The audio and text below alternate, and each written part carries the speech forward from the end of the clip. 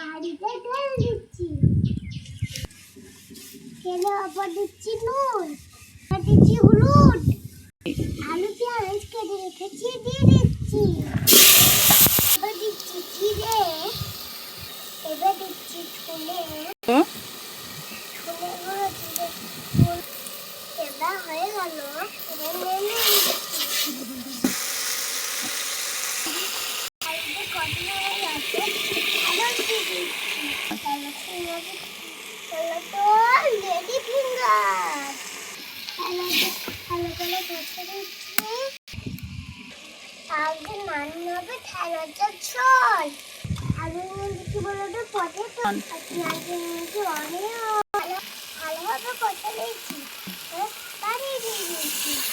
পানি কি বলে তো ওয়াটার।